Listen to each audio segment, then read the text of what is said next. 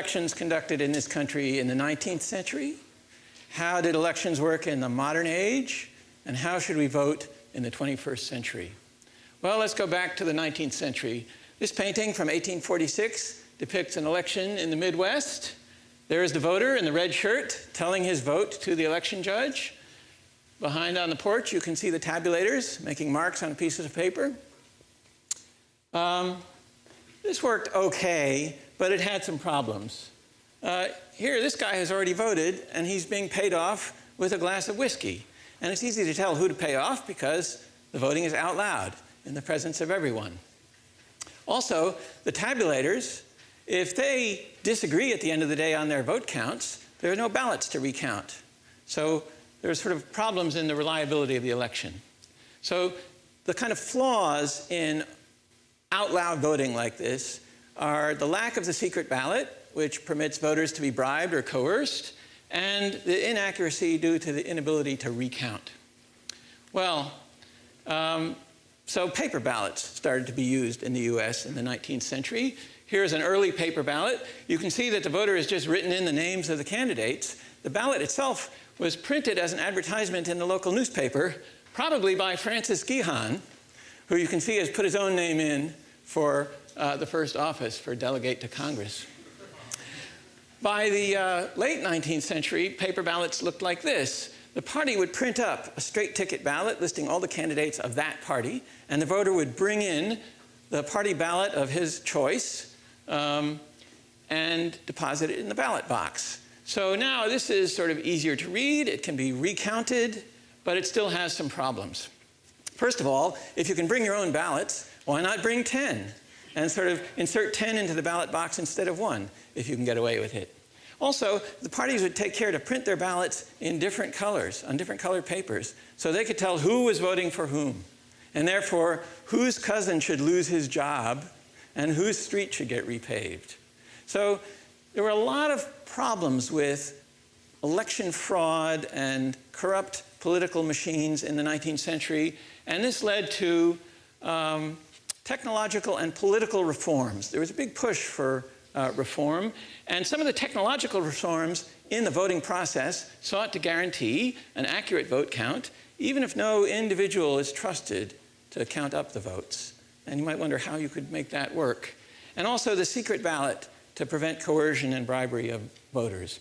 Well, this is really a kind of computational protocol, and as a computer scientist, I can analyze it. And I can say that doing these two things together, providing an accurate vote count while making it impossible to learn how any individual voter has voted, is not trivial. Technology had to be invented.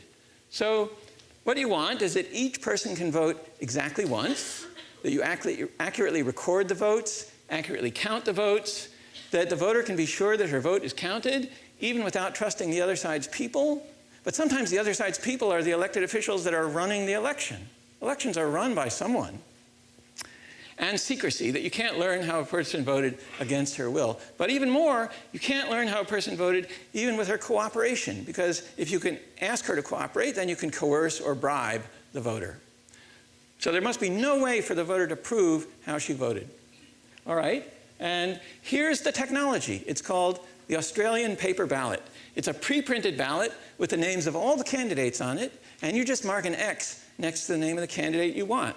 Well, this seems perfectly obvious because it's the way we're used to voting for the last 120 years, but it had to be invented. And because you just mark an X, your X is pretty indistinguishable from somebody else's X, so it's difficult to associate the particular ballot from a particular person. Here's the rest of the technology. The voting place, the polling place. The voter enters over there and signs in. Well, the very act of signing in implies voter registration, which didn't really exist much earlier than 1890. And notice that there's two people at the sign-in table, a representative of the Democratic Party and a representative of the Republican Party. They don't trust each other. They want to make sure that together they allow in the legitimate voters, and only the legitimate voters. The voter is handed a ballot at that point. Control over the number of ballot papers helps avoid ballot box stuffing. The voter goes to the privacy booth to mark the ballot. If you thought shoulder surfing was only invented in your lifetime, that's not true. There's important safeguards, including this railing, to preserve the secrecy of the ballot. And then the voter approaches the ballot box to put the ballot in the ballot box. Well, again, there's more than one person there. There are representatives of different political parties who don't trust each other, but who can watch that ballot box. They can see it's empty at the beginning of the day. They can see that each voter puts just one ballot in. They can see that nobody else has put ballots in. Some of those ballot boxes were outfitted with a bell that rang every time you opened up the slot to put a ballot in. This is technology. It had to be invented. So what you get out of all of this technology is a protocol wherein you can trust the result of the election, even though you don't trust any individual who is running the election. One problem, though, is that counting up those ballots by hand, even in the presence of witnesses, can still be inaccurate. And especially when there are a lot of different offices being in the same election, right? So each ballot is marks for many different people. It can be difficult to count. So people wanted to mechanize the process. And the first mechanized voting machines were invented around 1890 as well. They were very high-tech for their age. Here's a 1936 machine and a 1960 machine that continued in use in like New York City till about the year 2002. So this seems pretty good, except that I know how to make these machines cheap. There's the pencil shaving trick. There's the grease trick. There's the wire trick. There's the paper trick. But you know, a lot of the ways you make it cheat end up with an undervote. Some of the votes don't get counted. Very few of the ways you make them cheat transfer votes from one candidate to another. Now, that doesn't seem like such a great thing, an undervote, the failure to count lots of people's votes. But at least when it happens, there's evidence that something fishy is going on and that you can revisit your election protocols before the next election. And these machines, if they're rigged, they work the same way when it's after 7 a.m. as it is before 7 a.m. So you can test them before the election starts, and they'll pretty much work the same way after the election goes on, except for the pencil shaving trick. Okay, so by the 1970s, people started to vote on optical scan paper ballots. You fill in the bubble next to the name of your candidate for each office, and you feed the optical scan paper ballot into the machine over there, and it counts the votes electronically. Towards the 1990s, computerized touchscreen voting machines were invented. So here's a whole bunch of touchscreen voting machines. The top middle one is the way we still vote in New Jersey. Here's the problem with these touchscreen computer voting machines. Whoever writes the computer program that's installed in the voting machine gets to decide who wins the election. You could decide, oh, I'll write a computer program that accurately counts the votes. That's a pretty good decision. Or you could decide, I want this candidate to win. And whatever the computer program computes, that's what it will say. That's a problem. In fact, here's how you commit election fraud with one of these voting machines. You write a computer program that, when it's not being tested, that is, on non-election days, it has to accurately count the votes in case someone is testing it, you know, when there's no election going on. But on election day, it can add the votes to the wrong column. Now, when I write cheating programs like this, I make sure to wait until at least 100 votes have been cast before shifting votes around, just in case somebody is trying to trick me and test it on election day. The voter won't see anything amiss because the user interface will report back to the voter, here's who you voted for. The pre-election logic and accuracy testing won't see anything amiss because the program is designed not to cheat when it's being tested. Now, the next step is you load your fraudulent program into the voting machines. The easiest opportunity is, you know, at the factory. If you're a corrupt employee of a voting machine vendor, then you just make all the voting machines cheat. But it's easy enough to do it in the field as well. Now, in the older voting machines, you had to actually unscrew the cover of the machine and replace a memory chip to install your fraudulent program. So here I am doing it on one of my Sequoia voting machines. But on more recent models, all you do is use the software update process. Who here has ever owned a computer or a phone or whatever that didn't have regular software updates? So if it didn't cheat yesterday, somebody can make it cheat tomorrow. All right. Well, can you really write a program that cheats only when it's not being tested? Well, of course, right? Here's a car that cheats only when it's not being tested because somebody wrote a computer program to do that. This is very straightforward. So, don't use touchscreen voting machines. This is a fatally flawed technology. Fortunately, pretty much everybody knows that now. Only a few states still use touchscreen voting machines. None are being manufactured anymore. No company will make touchscreen voting machines because everybody knows that states shouldn't buy anymore. The only ones left are the ones that states still have in use and they're too cheap to replace. So that's good. But now we're in the 21st century. Voting in person, voting in meat space is so 20th century. Shouldn't we vote on the internet where we do everything else? So here's how internet voting might work. You have a client machine. It's a computer or a phone. It's connected over the internet to a server machine. You might worry about whether your votes are being corrupted in transit by some hacker. So the usual way we try and ensure against that is by end-to-end encryption between the client and the server so that the hacker can't see what's in the packet and can't change what's in the packet because of cryptographic authentication. But what I would worry about is who got to install the vote counting program in the server. Just like with the touchscreen voting machines, whoever installs the program that counts the votes gets to decide what algorithm is used to report who wins. Now, that guy may have thought that he got to install the program in the server, but his program has to run in an operating system. And it's really the operating system that decides what program is really running. And the operating system is installed by a bootloader. And there's so many layers of software all the way down that it's hard to really have control of what they are.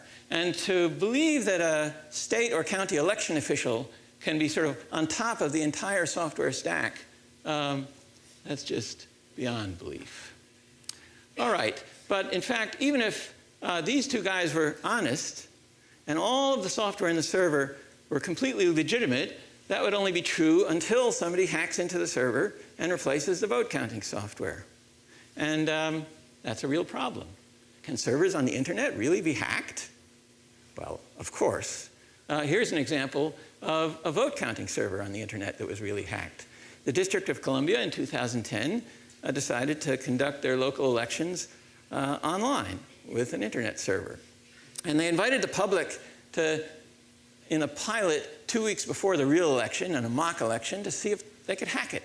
So a team from the University of Michigan took up the challenge, and with very little difficulty, they were able to break in and hack the system. Here's the District of Columbia's server setup. As you would do if you were writing a secure server, you would put a firewall out here with intrusion detection algorithms. Here's your web server. In between the web server and the actual data, you put another firewall. Here's your vote counting server. Here's the database. This is all conventional, well-organized computer security. But still, Professor Halderman and his students were able to hack in there no problem. You just find software vulnerabilities in the firewalls and in the web server. They were able to own that system. They stole all the voter registration information and the personal information of the voters. They changed votes. They hacked the software so that when your vote was finally recorded, it would play the University of Michigan fight song. They controlled the cameras in the server room, watching the people there running around frantically, trying to figure out what had gone wrong, only after they announced that they had hacked it. Because after they had hacked it, but before they announced publicly they had hacked it, they could see from the cameras on the server room that nobody was worried about anything. You can't tell when your server's been hacked. Okay, but you should also worry about vulnerability in the client. The client user interface where you record what your votes are supposed to be, that user interface might be just telling you, yes, boss, and then sending whatever votes it wants over the internet. How do you know that's not happening? So whoever installs the client vote user interface gets to control really what votes are sent, regardless of what it says is recording. But really, whoever installs the phone's operating system decides which version of the vote counting software is installed, and there's layers upon layers there. And even if those guys are completely honest, the hacker on the internet might be hacking into your phone or your computer and changing what that software does. So here are all the questions you could ask about internet voting, and most of them don't have answers. Right? Are the ballots transmitted correctly? Maybe. Can eavesdroppers learn how you voted? Probably not. Does the server software add up the votes correctly? Well, if it hasn't been hacked or if it's not fraudulent to begin with. Are the votes displayed on the screen the same as the votes had actually transmitted? Depends what the client software does. Is the real server software actually installed today on the server computer? Who knows? It looks like a fridge, you know. Is that the real server I'm talking to, or is it an imposter? How are the voting credentials, the PIN numbers or whatever, distributed to the voters? Is the person here who typed in the PIN the actual voter? There's so many unsolved problems here. So remember, what a voting protocol needs, all these criteria, you know, to accurately conduct the elections, even without having to trust any particular person, and guaranteeing the secret ballot. These are not really solved for internet voting. Now, computer scientists, cryptographers, are working on cryptographic voting protocols that probabilistically guarantee the accurate counting of the votes and the ability to tell your vote counted without being able to prove how you voted. But these protocols are not really ready for prime time. And almost all of the internet voting vendors are not selling you fancy cryptographic protocols that try to achieve all of these things. They're just selling you software that adds up the votes unless it's been replaced. So when you see internet voting discussed, it's the internet voting we have today, not the internet voting that we might have in the future if this scientific research pans out. And that's a big worry. Okay, so we shouldn't vote on the internet. How should we vote in the 21st century? Well, let's go back to this protocol. We have an optical scan ballot. You fill in the bubbles. You feed it to the scanner. You put that scanner in place of the ballot box in that old election site. So you preserve voter registration integrity, even in the presence of not trusting the other party's poll worker. You preserve the secret ballot in a way that you know who's not shoulder surfing over you because it's in meat space that we understand. The Democrat and the Republican watching the ballot box are now going to watch which OpScan forms get fed into the OpScan counter. So this protocol works pretty well, except that thing in the OpScan machine is a computer. It's got software. That software decides how it's going to add up those votes. What's it going to report? Do we have the same problem all over again? Well, we do have the same problem, but there's a solution.